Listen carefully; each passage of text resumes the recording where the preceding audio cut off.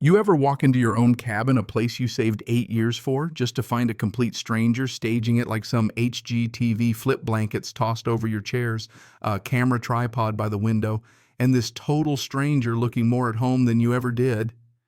Yeah, that happened. And it gets even crazier. Before I could say, "Excuse me, this is my house," she called 911 and told the cops I was the intruder. That was the moment I realized you can get robbed in broad daylight and then have the thief try to get you arrested for it. If you think this couldn't happen in your neighborhood, think again. Let me back up a sec, because the woman I found in my cabin, she wasn't just anybody.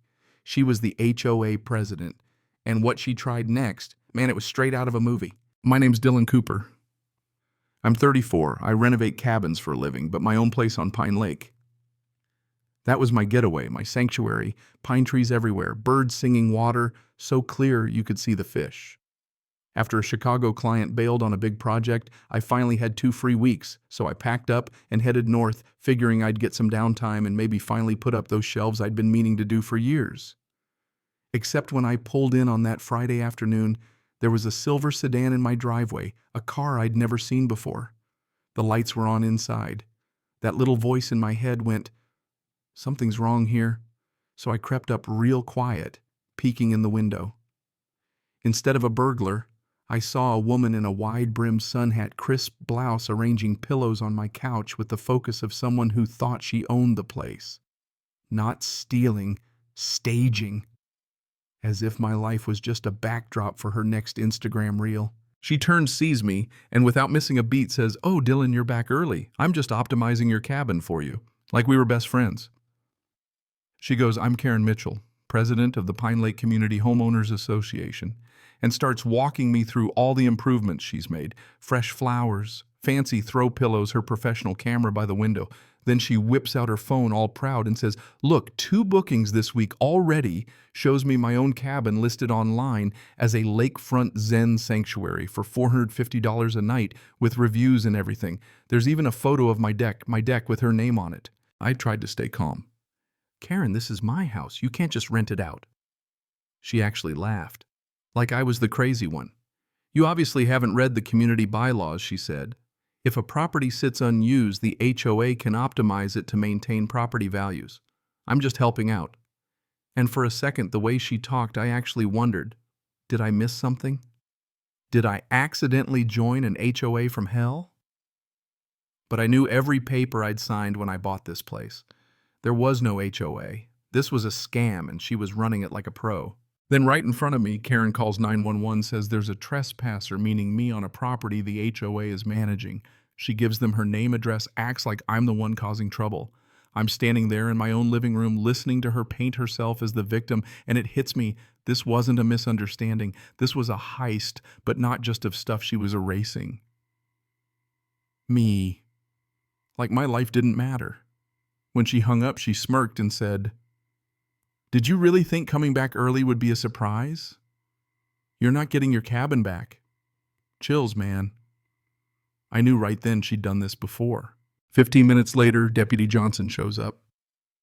Karen meets him at the door with a leather folder full of fake documents, introduces herself as community property manager. She's got everything: business cards, bylaws, a whole binder of official-looking papers. I'm standing there, keys in my hand, and suddenly I'm the outsider. Johnson's got that look, seen 1,000 domestic disputes, just wants it to end quietly. "This seems like a civil dispute," he says, glancing between us. Karen keeps her cool, tells him how she's been managing abandoned properties for community benefit. He asks for proof of ownership. My deed. In a safety deposit box, bank's closed. All I've got is a license and a suitcase. Johnson says, "Dylan, you'll have to leave until you can prove ownership." He's trying to be fair, I get it, but in that moment I felt powerless. Karen's standing on my deck, arms folded, watching me pack up my life. "Property management transitions are tough," she says. Voice syrupy sweet, "but I hope you'll see the benefits." As I'm heading out, she tells me, "The last owner went through this too. In the end, he realized it was for the best." That line stuck with me. Was she running this play over and over, just waiting for people like me to give up? That night, stuck in a dingy motel, I couldn't sleep. I went down the rabbit hole, searched every public record, every local business directory. Pine Lake HOA didn't exist anywhere official. Karen Mitchell. Her name popped up linked to a failed resort in Minnesota shut down for illegal dumping, unpaid bills, fake permits. Then, just after sunrise, a knock at my door. Betty Walsh. Gray hair, outdoor tan, holding a thick envelope. I live next door, she says. You're not the first. You won't be the last unless somebody does something. Betty lays it all out. Karen targets cabins owned by out-of-towners, people who aren't around much easy prey. She monitors, waits until they're gone. Then stages a takeover. Claims HOA authority, lists it online, wears folks down until they sell cheap or just quit. See this, she says, showing me photos of another cabin owner gave up after months of legal confusion, sold for a loss. Karen's backers bought it for peanuts. Same playbook every time. Betty's biggest reveal. Karen was building a floating platform out into the lake. No permits, chemicals, and fuel leaking straight into the water, just like what got her shut down in Minnesota. That's her weakness, Betty says. She always gets greedy, pushes too far. We catch her breaking the law, she goes down. And just like that, I saw my way in. So Sunday night, I come up with a plan. Next day, I call Karen, pitch myself as a designer who wants to collaborate. She's suspicious, but greed wins out. I've always believed in cooperation, she says. Let's talk ideas. That afternoon, I'm back at the cabin acting like her new partner, asking about lighting and layout while quietly reinstalling my security cameras. Her crews are everywhere building out the platform, no safety, no permits, oil slicks on the water. I'm filming everything. I even get Karen bragging easier to ask forgiveness than permission. Once the money's rolling in, nobody's tearing it down. It's all on video, every bit of it. One night I'm reviewing footage and catch a guest rummaging through my stuff, tosses my late dad's journal aside like junk. That was it. It was personal. All week I play along, gathering evidence, documenting every environmental violation, every shady instruction. By Thursday, Karen's prepping for her big finale, a fancy investor meeting, white tablecloth, champagne, a business plan for a $2.5 million resort deal. She pulls me aside, hands me a folder, just a formality if we're going to be partners. I look, it's a full transfer of ownership. She wants me to sign away everything. You trust me, right? She says, grinning. I smile back, say, absolutely. You'll never see the punch coming. Friday morning, I send everything, photos, lab results, recordings, to the Department of Natural Resources, the sheriff, and Deputy Johnson. I know the inspector's coming to the lake that morning.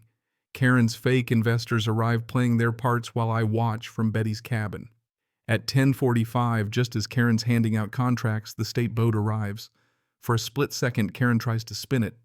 See, we have great relationships with regulators, but the inspector isn't buying it. She starts documenting everything: oil on the water, dead fish, hazardous waste, no permits.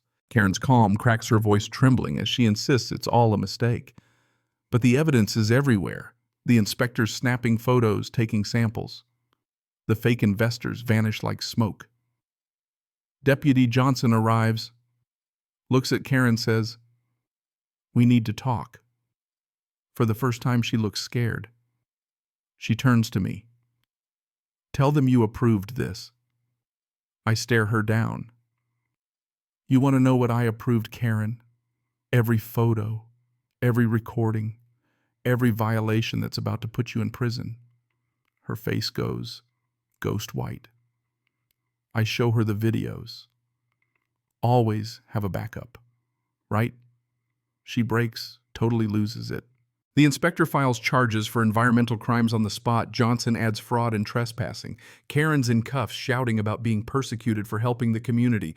But nobody's listening. The evidence is overwhelming. Her empire is done. Cleanup teams roll in, start scrubbing away her mess. Betty stands beside me, says it's finished. She won't hurt anyone else. But looking at the ruined shoreline, I know the scars will take months to heal. In the weeks after the legal system does its thing, Karen's operation exposed as a serial scam, spanning multiple states. She gets hit with environmental fraud and racketeering charges. 5 years in federal prison, assets seized, network busted. The Pine Lake HOA dissolved, warnings sent to other lakes. I rebuild my cabin piece by piece, turning it back into the quiet, private retreat I always wanted. One afternoon, Betty drops by with a flyer, same pitch, different name, just a few towns over. The scam lives on, just change faces. I put up a new sign at the end of my drive: private cabin, no HOA, no rentals, no nonsense. To me, it's more than a warning. It's a line in the sand. These days, I share my story with other communities, help them spot the signs, fight back, keep their sanctuaries safe. Karen's mistake was thinking Pine Lake was for sale, thinking any of us would just roll over. But some places, some memories aren't for flipping or renting out. They're worth protecting even when the fight isn't easy or fair. Sometimes the real victory isn't crushing the enemy, but refusing to let them take what matters most. Now, I want to hear from you. Has anything like this happened in your neighborhood? Where do you draw the line between protecting what's yours and standing up for the community? Drop a comment below. Let's talk about what's right, what's fair, and what it really means to fight for home.